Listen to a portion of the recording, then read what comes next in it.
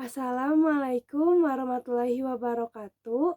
Perkenalkan, nama saya Silmi Putri Agnia dengan NPM 190123024 dari Prodi Akuntansi.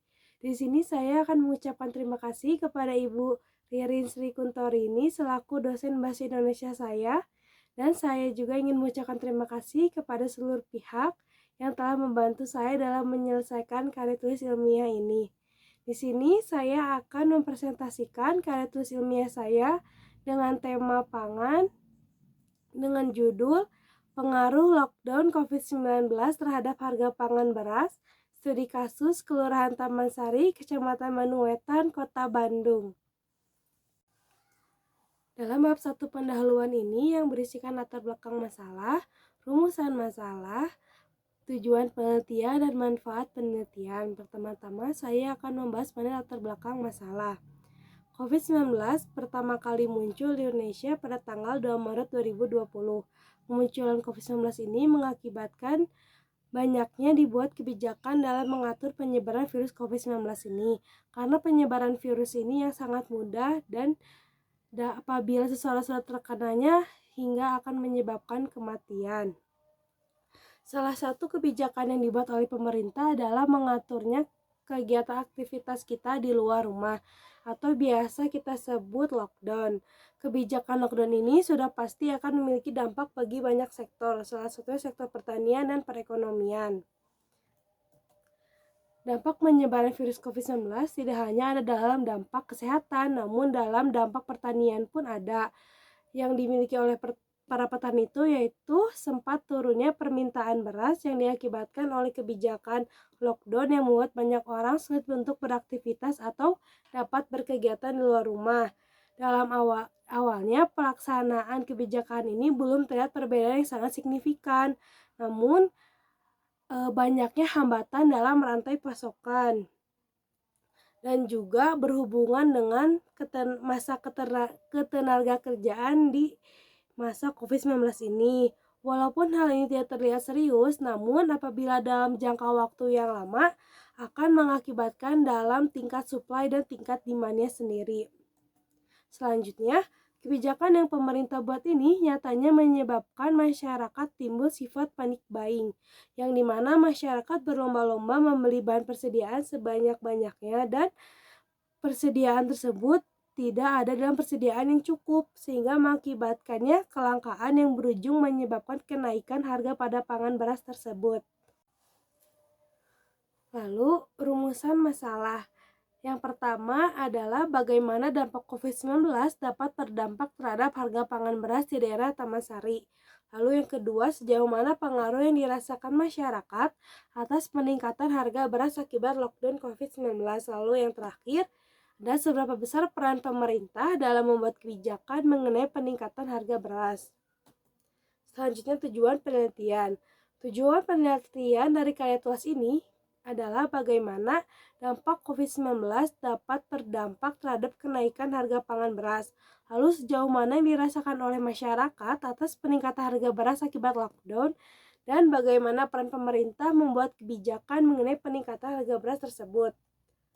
Lalu manfaat penelitian ini ialah penulisan karya tulis ilmiah diharapkan dapat menambah wawasan penulis pribadi mengenai pengaruh lockdown COVID-19 terhadap kenaikan harga beras studi Kelurahan Taman Sari, Kecamatan Manuwetan, Kota Bandung. Serta hasil dari penelitian ini diharapkan dapat menambah pengetahuan bagi masyarakat dan dapat dijadikan dasar bagi pemerintah untuk membuat kebijakan selanjutnya. Lalu, bab 2 yang berisikan definisi-definisi yang berhubungan dengan judul karya tulis ilmiah ini. Yang pertama ada definisi pengaruh.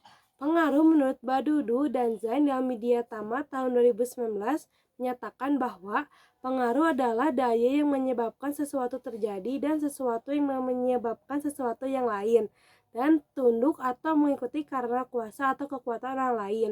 Sedangkan menurut Kamus Besar Bahasa Indonesia, pengaruh adalah daya yang ada atau timbul dari sesuatu, orang, atau benda yang ikut membentuk watak, kepercayaan, atau perbuatan seseorang.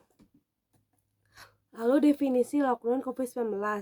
Definisi lockdown sendiri berdasarkan penjelasan yang disampaikan oleh Presiden Republik Indonesia Bapak Joko Widodo, yaitu lockdown mewajibkan suatu wilayah untuk menutup akses untuk keluar maupun masuk secara total. Sedangkan definisi COVID-19 menurut Kemenkes RI 2022 adalah penyakit yang disebabkan oleh virus novel yang disebut SARS-CoV-2. Virus ini termasuk dalam keluarga besar coronavirus yang juga mencakup virus yang menyebabkan penyakit seperti MERS atau Middle East Respiratory Syndrome. Lalu ada definisi harga pangan beras. Harga sendiri menurut Ciptono tahun 2008 adalah persepsi harga adalah yang berkaitan dengan bagaimana informasi harga dipahami seluruhnya oleh konsumen dan memberikan makna yang dalam bagi mereka. Lalu menurut pengertian pangan, menurut Kamus Besar Bahasa Indonesia, pangan adalah makanan atau olahan jadi seperti panganan kue, saus, dan sebagainya yang diolah dan diperdagangkan oleh manusia. Pangan adalah kebutuhan yang paling mendasar bagi kehidupan manusia. Lalu pengertian beras menurut Kamus Besar Bahasa Indonesia adalah beras adalah padi yang telah terkelupas kulitnya dan menjadi nasi setelah ditanak. Padi adalah tanaman yang menyebabkan beras dan merupakan pangan pokok bagi sebagian besar masyarakat Indonesia. Definisi studi kasus. Definisi studi kasus menurut IN tahun 2013 adalah suatu inkuiri empiris yang menyelidiki fenomena di dalam konteks kehidupan nyata, bila mana batas-batas antara fenomena dan konteks tak tampak dengan tegas, dan di mana multisumber bukti dimanfaatkan. Sedangkan menurut Faisal tahun 1999, studi kasus yaitu penelitian yang penelaahannya kepada suatu kasus yang dilakukan secara intensif, mendalam, mendetail, dan komprehensif. Lalu definisi Kelurahan Taman Sari. Kelurahan Taman Sari dibentuk pada tahun 1987. Kelurahan Taman Sari terletak di tengah-tengah kota Bandung, tepatnya di Kecamatan Bandung Wetan, yang memiliki luas 102 hektar serta terletak di ketinggian 500 mdpl atau meter di atas permukaan laut. Adapun batas-batas administrasi Kelurahan Taman Sari adalah sebagai berikut. Di sebelah utara dengan Kelurahan Lebak Siliwangi, Kecamatan Coblong. Lalu di sebelah selatan, Kelurahan Babakan Ciamis, Kecamatan Sumur Bandung. Di sebelah barat ada Kelurahan Cipaganti, Kecamatan Coblong. Lalu di sebelah timur, Kelurahan Citarum, Kecamatan Bandung Wetan. Selanjutnya ada definisi Kecamatan Bandung Wetan. Kecamatan Bandung Wetan yang memiliki luas 339 km persegi yang terdiri atas 3 kelurahan yakni Taman Sari, Citarum, dan Cihapit. Kelurahan Cihapit dengan luas 123 km persegi menjadi yang terluas dari ketiganya. Di Bandung Wetan berdiri sejumlah bangunan ikonik, ada salah satunya Gedung Sate, saksi sejarah yang masih ada hingga saat ini. Selanjutnya, merujuk dokumen Kecamatan Bandung Wetan dalam tahun 2020 yang diterbitkan oleh Badan Pusat Statistik BPS Kota Bandung, wilayah Bandung Wetan berada di ketinggian 718 hingga 731 meter di atas permukaan air laut, yang terdiri atas 36 rukun RW dan 197 rukun tetangga. Lalu definisi Kota Bandung. Kota Bandung adalah kota metropolitan yang terbesar di Provinsi Jawa Barat dan terbesar ketiga di Indonesia, sekaligus menjadi ibu kota Provinsi Jawa Barat.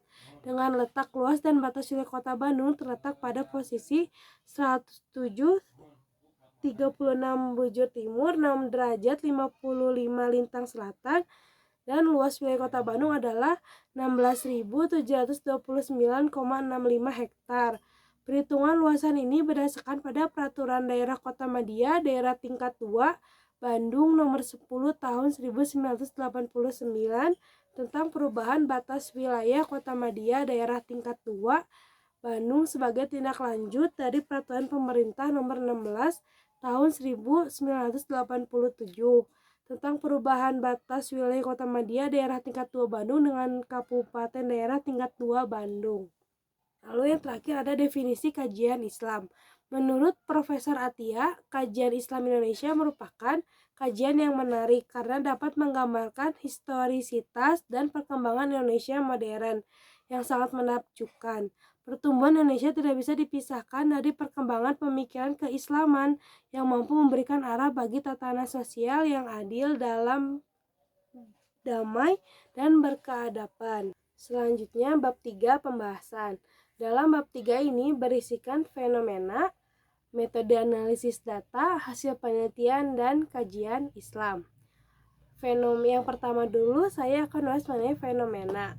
COVID-19 pertama kali terdeteksi di Indonesia pada tanggal 2 Maret 2020 yang cukup memberikan kepanikan besar karena akibat dari adanya COVID-19 ini banyak kebijakan di pemerintah yang harus dibuat, di mana kebijakan ini yaitu pembatasan dalam berbagai kegiatan sehingga menimbulkan sifat panik buying yang menyebabkan banyak permintaan melonjak tinggi dalam satu waktu, yang dimana hal ini berdampak pada kelangkaan persediaan beras.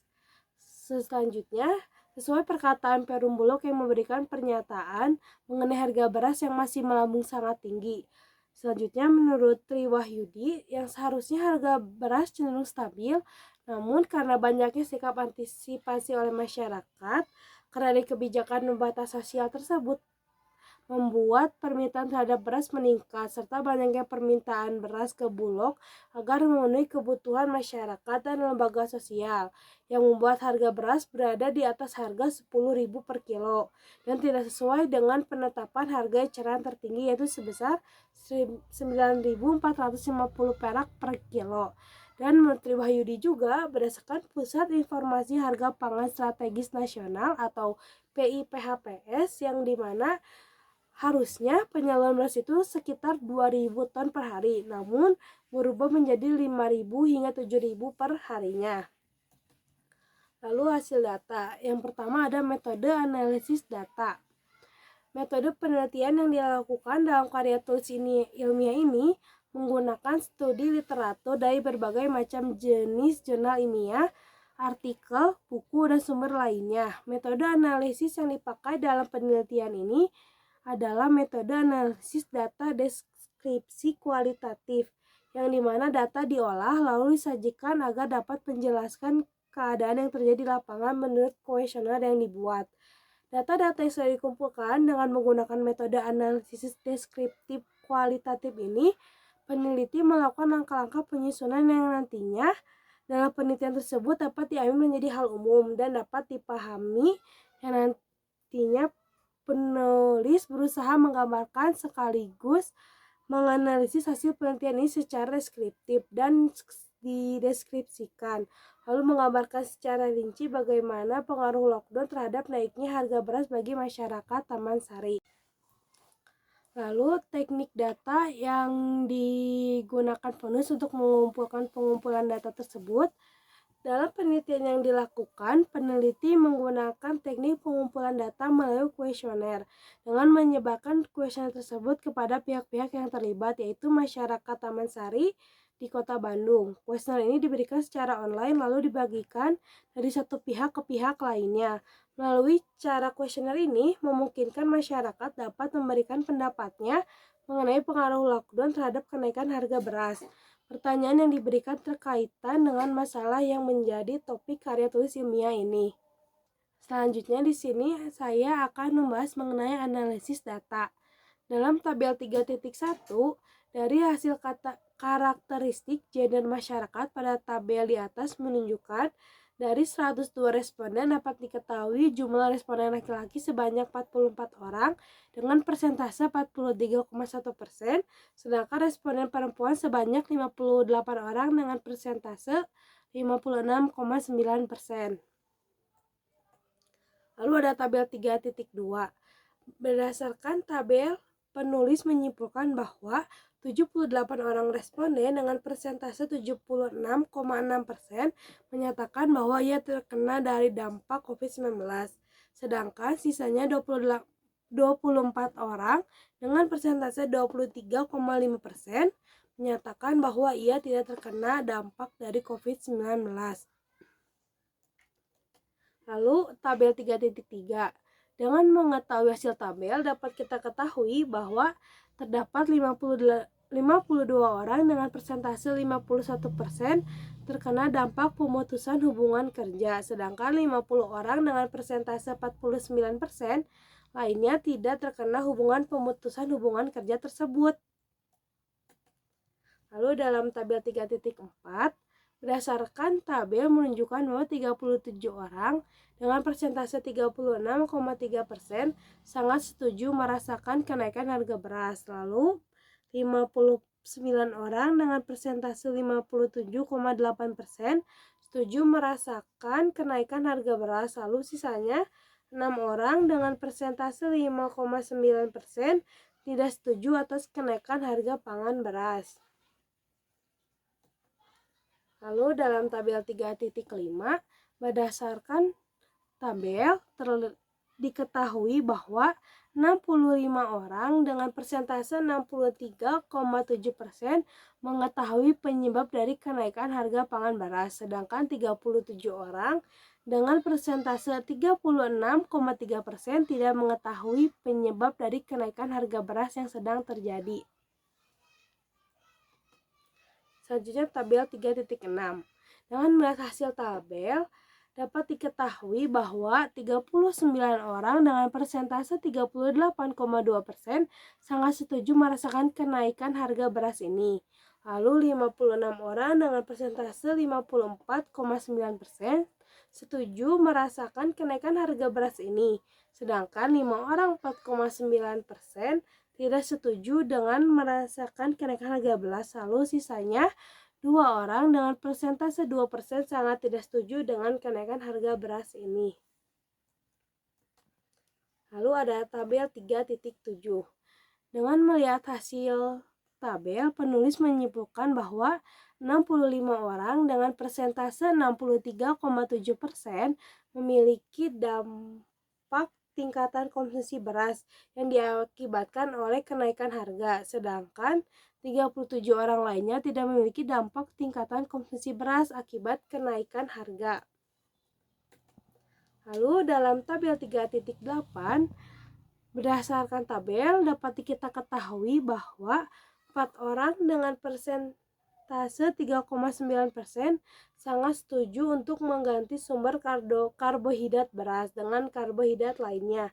25 orang dengan persentase 24,5% setuju untuk mengganti sumber karbohidrat beras dengan karbohidrat lain, sedangkan 60 orang dengan persentase 58,8% tidak setuju mengganti sumber karbohidrat beras dengan karbohidrat lain yang diakibatkan oleh menaiknya harga pangan beras. Lalu sisanya 13 orang dengan persentase 12,7% sangat tidak setuju untuk mengganti sumber karbohidrat dengan karbohidrat lainnya.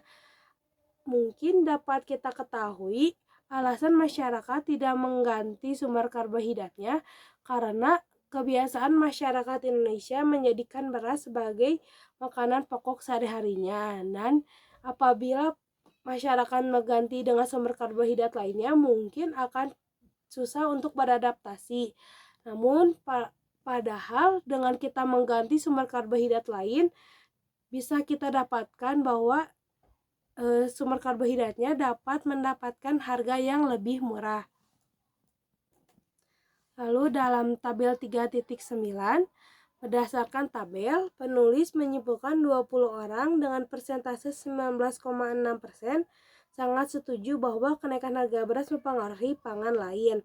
62 orang dengan persentase 60,8% setuju kenaikan harga beras mempengaruhi pembelian bahan pangan lain. Lalu sisanya 2 orang dengan persentase 2% sangat tidak setuju bahwa kenaikan harga beras dapat mempengaruhi pembelian terhadap pangan lain. Jadi pada awalnya alokasi yang kita berikan terhadap pangan lain itu seperti daging atau telur itu bisa kita beli.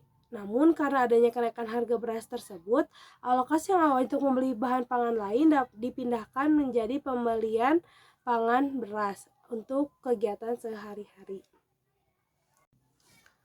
Dalam tabel 3.10, penulis menyimpulkan bahwa 3 orang dengan persentase 2,9% sangat setuju bahwa kenaikan harga beras berpengaruh juga terhadap kualitas menjadi lebih baik.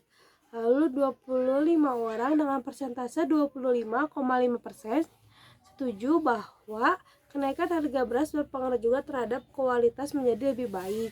Lalu 63 orang dengan 61,8% tidak setuju bahwa kenaikan harga beras berpengaruh terhadap kualitas menjadi lebih baik.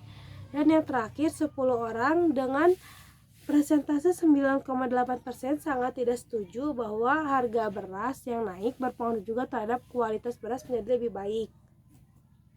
Lalu dalam tabel 3.11, berdasarkan tabel penulis menyimpulkan bahwa 35 orang dengan persentase 34,4% mendapatkan bantuan akibat kenaikan harga beras, sedangkan 67 orang lainnya dengan persentase 50,7% tidak mendapatkan bantuan dari pemerintah mengenai kenaikan harga pangan beras.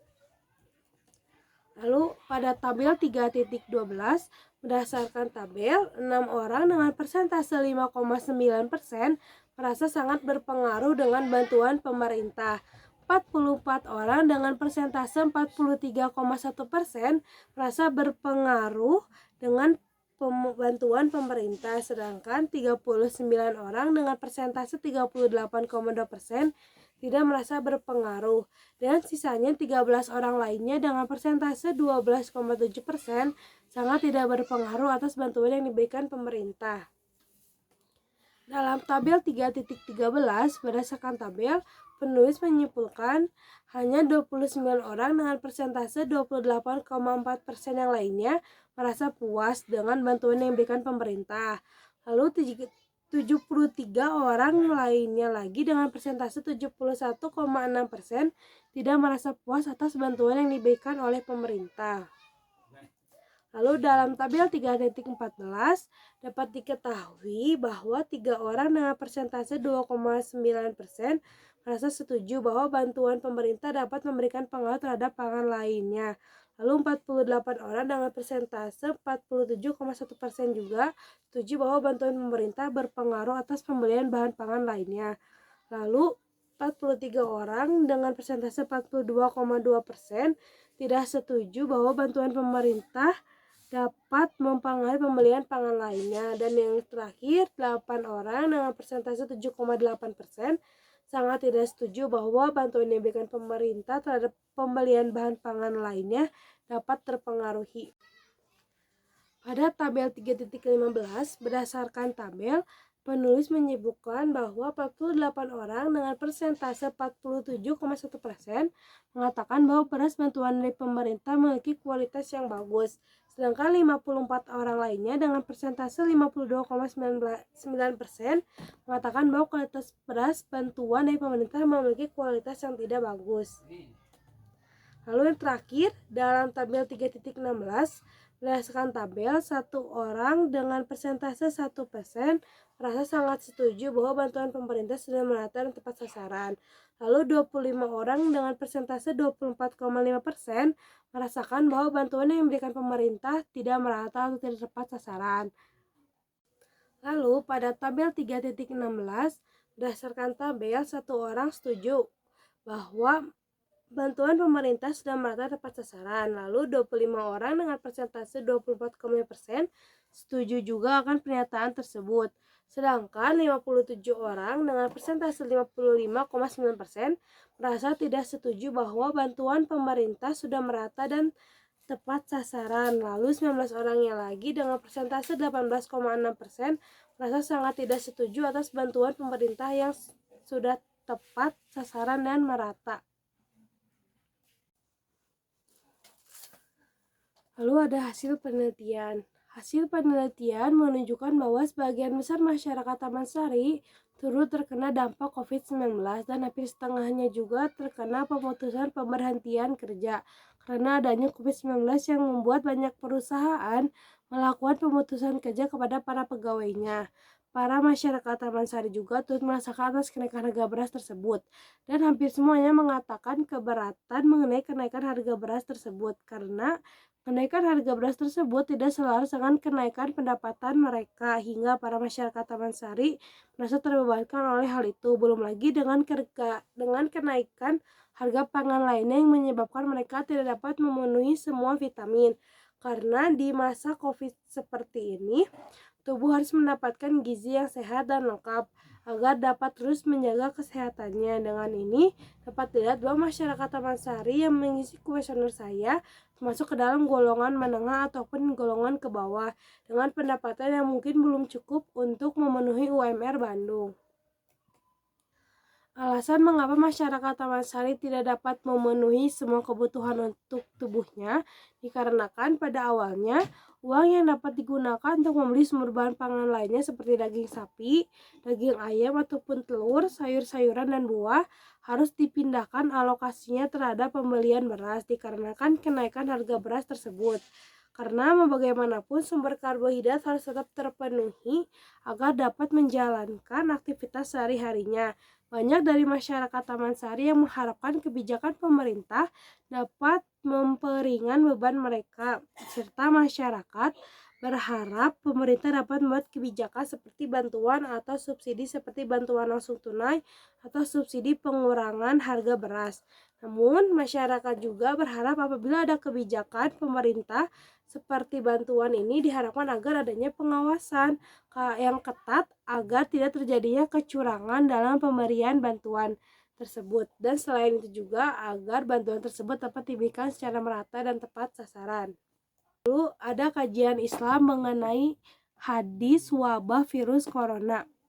Pada riwayat Muslim, Rasulullah SAW menyebutkan lebih banyak lagi mereka yang mendapatkan derajat syahadah atau gugur sebagai syahid, yang artinya dari Abu Hurairah, Rasulullah SAW bertanya kepada sahabatnya, "Siapakah orang yang mati syahid di antara kalian?"